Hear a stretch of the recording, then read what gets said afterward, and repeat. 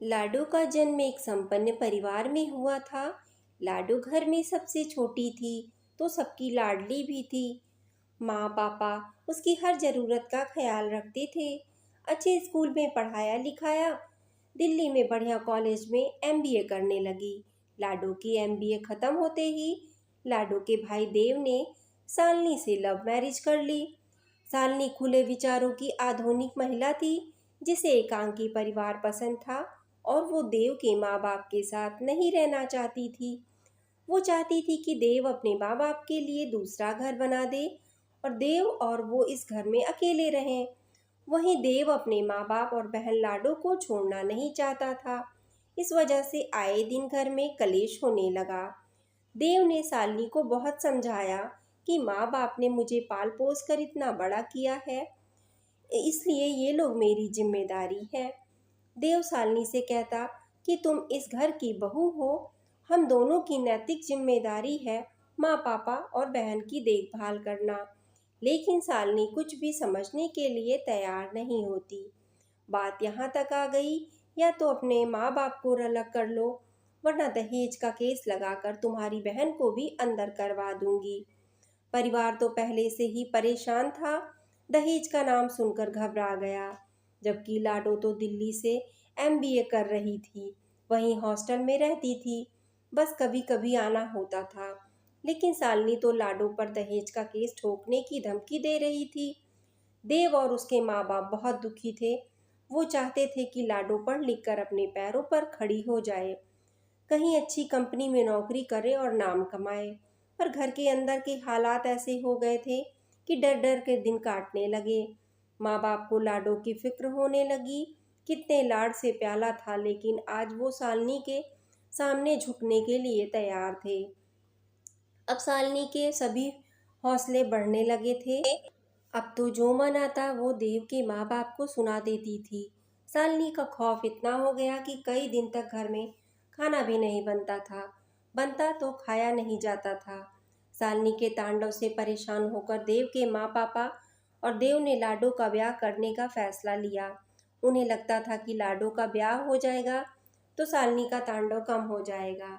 इसलिए जल्दबाजी में उन्होंने एक लड़का देखा जिसका नाम राजन था। वो दिल्ली पुलिस में था, लेकिन राजन की शर्त थी कि वो शादी के बाद लाडो को जॉब नहीं करवाएगा। लाडो के माँ बाप ने सोचा कि कोई बात नहीं, ये लाडो की किस्मत, जॉब भले ही नहीं करेगी पर राजन के साथ दिल्ली में सुखी भी रहेगी। साथ ही साथ राजन पुलिस में है तो सुरक्षित भी रहेगी।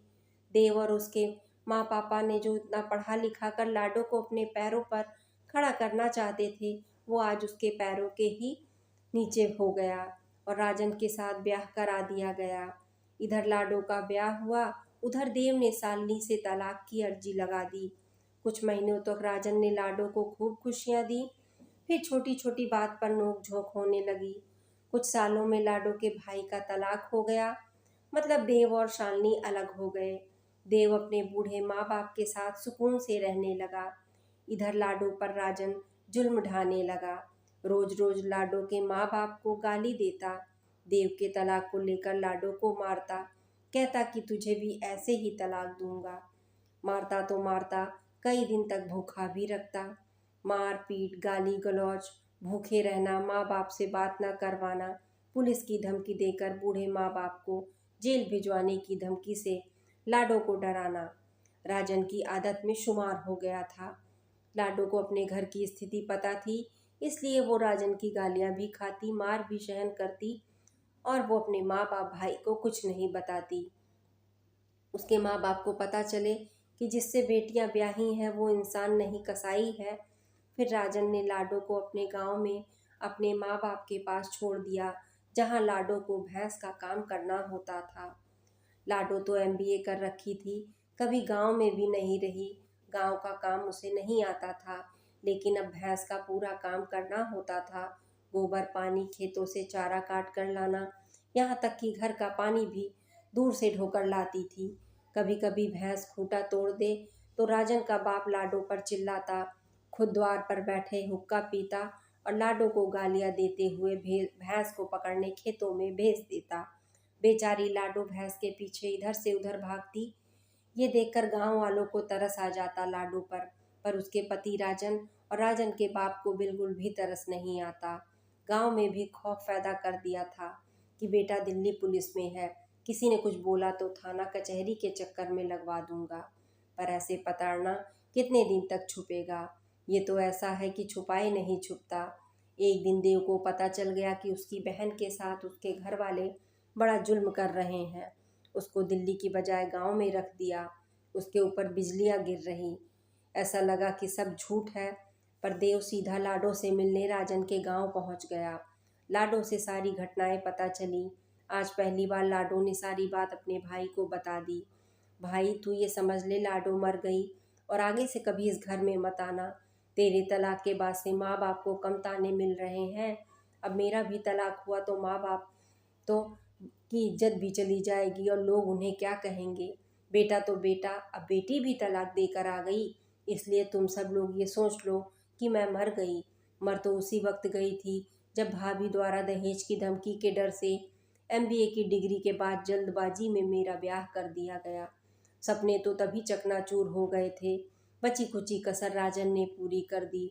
अब मेरी किस्मत, मेरा भाग्य ऐसे ही मार खाकर मैं अपनी ज़िंदगी जीने लूँगी।